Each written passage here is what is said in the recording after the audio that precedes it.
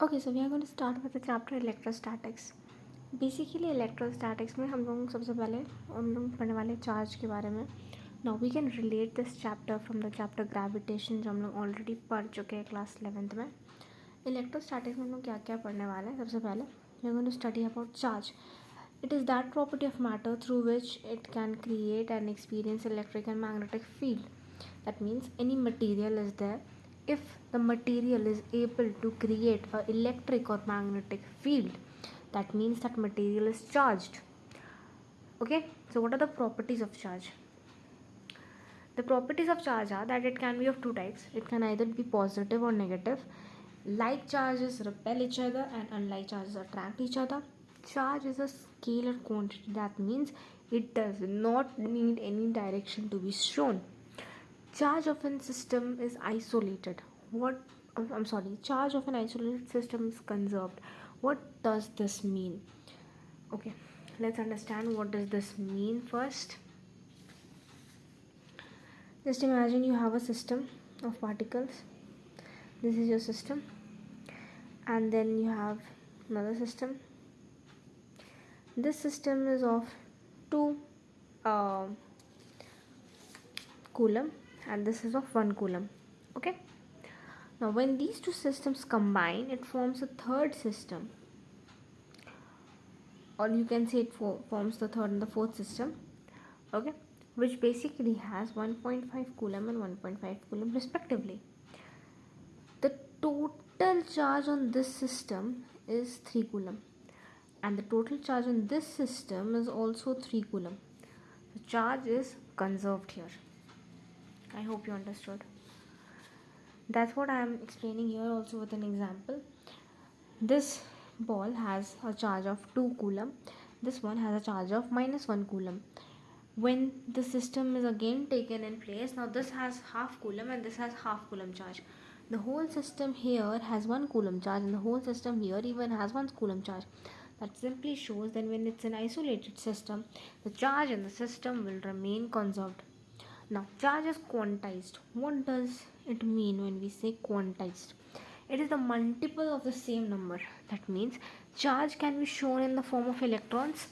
So if you have 1 electron, it is 1 coulomb charge, 2 electrons, 2 coulomb charge, like that. Okay, the value of electron is 1.6 into 10 to the power minus 19 coulomb, which we can see here. Now, charge is non-relativistic. What does the thing relativistic mean? Relativistic means simply that it does not depend on the speed of the particle. It is independent of the speed of the particle, whereas mass depends on the speed of the particle. Mass is relativistic. Repulsion is a sure test for the presence of charge. If you want to know there is charge or not, repulsion is the surest test which can tell you that the charge is there or not.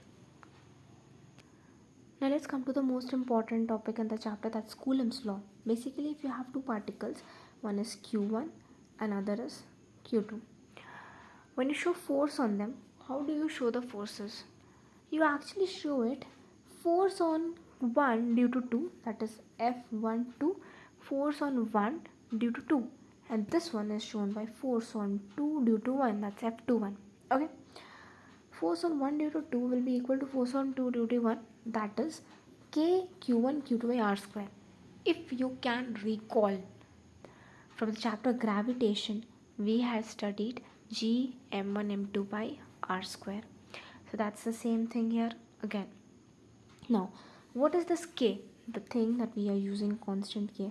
There we had used the constant G. Now we are going to talk about the constant K. What does K mean? K is basically 1 by 4 pi epsilon naught. Now the unit of K is Newton meter square per coulomb square. Okay.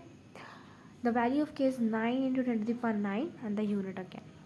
What is E naught? It's the permeability of the free space. That is 8.85 into 10 to the power minus 12 coulomb square by Newton per Newton meter square. Now this Coulomb's law can be applied only for point charges. So what about distributed charges? We're going to see in examples. Basically distributed charges को हम लोग point charges में convert करके काम करते हैं. Now let's come to principle of superposition. What does the principle of superposition has to say?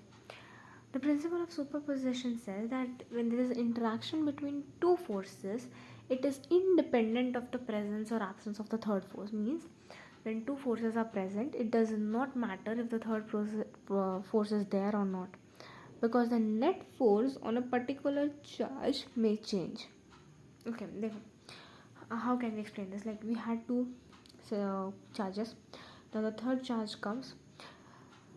Force on 2 due to 1 is same as before, but the net charge on 2 has changed because now you have force on 2 due to 3.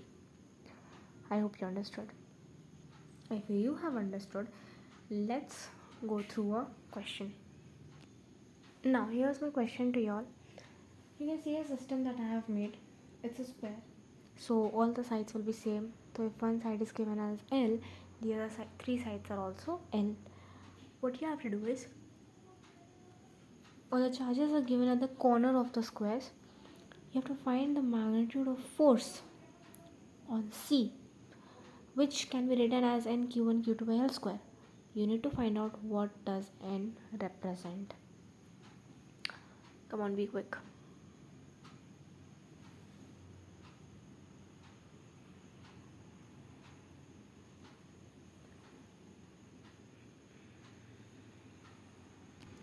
Okay, so is this the question we had seen before? The same question. Now I have completed the question. Let's see how we are going to do the question, if not done yet. Basically, what we do is, we had this question with us, right?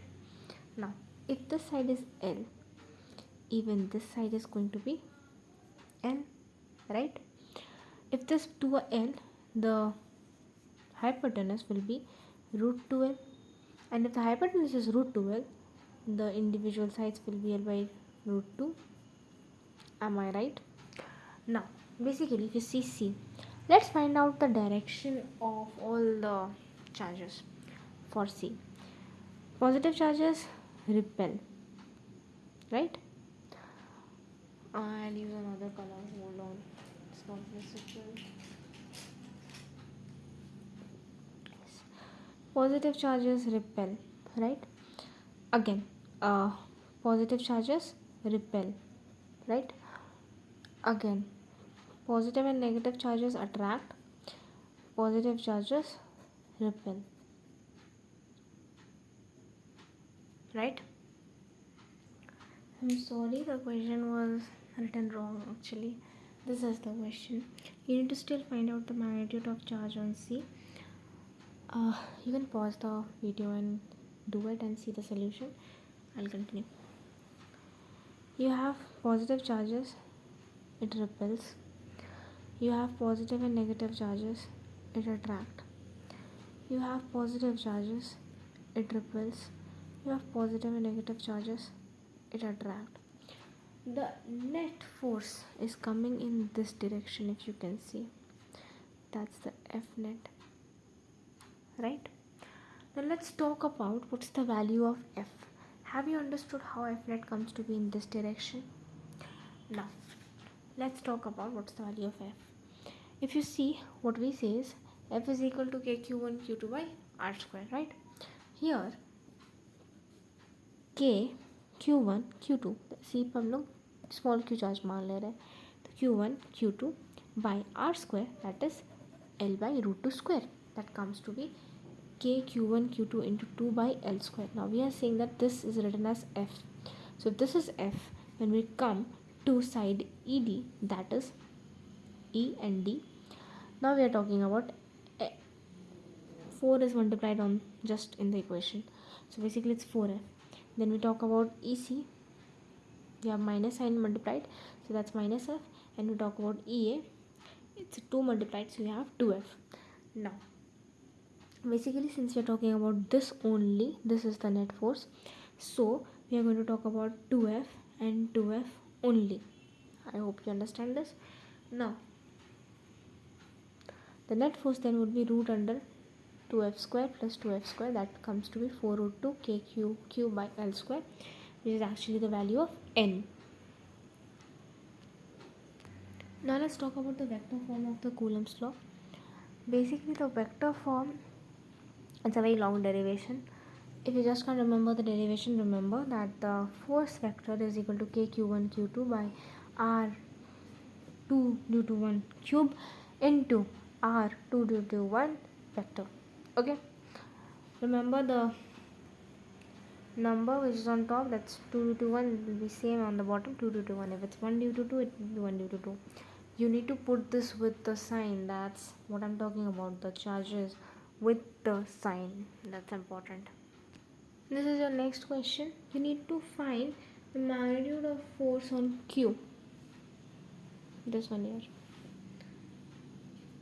What's given is that the rod is uniformly charged, it's lambda L, and the distance of Q from the rod is A.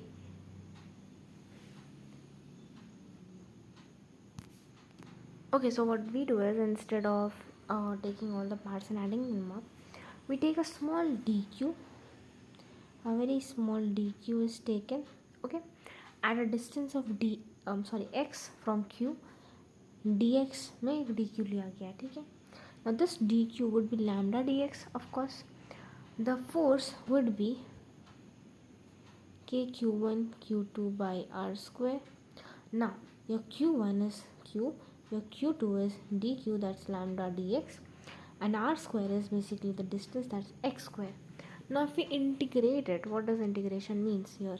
Integration means adding it up, means this small part, then again you have this small part in somewhere other place, they're the same, so you add them all up together. Okay, that turns out to be k lambda q integrated dx by x square a to L plus a. How do we decide the limits? Because we are taking this rod, so this is a and this is L plus a, right? Then we solve the integration and we get the value, that is f is equal to k lambda ql by a into L plus a for the uniformly charged rod. Now if we talk about a uniformly charged ring and I ask you to find out the magnitude in this as well, how would you do it? Basically, since it's a ring, it's not a rod, so a point on top will have a similar point on bottom. The ring has a point on top which has a similar point on bottom, which is making the same angle with the charge. So basically here we are taking up the above part. What we are going to see is that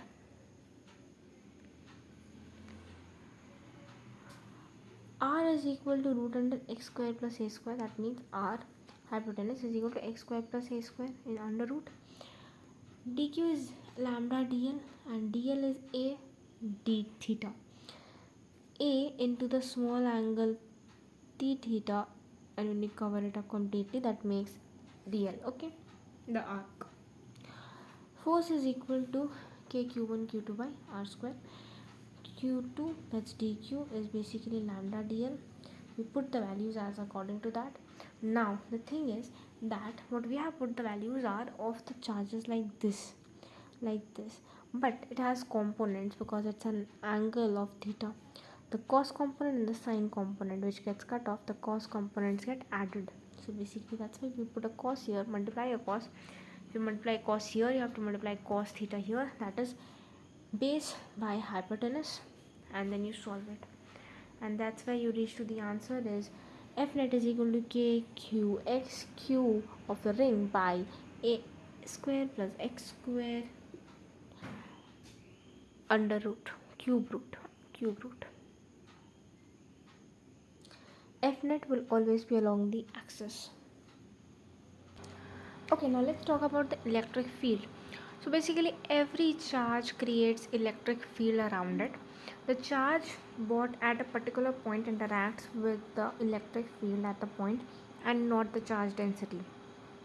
It simply means that if you already have a charge at some point and you bring another charge to some around that point, the charge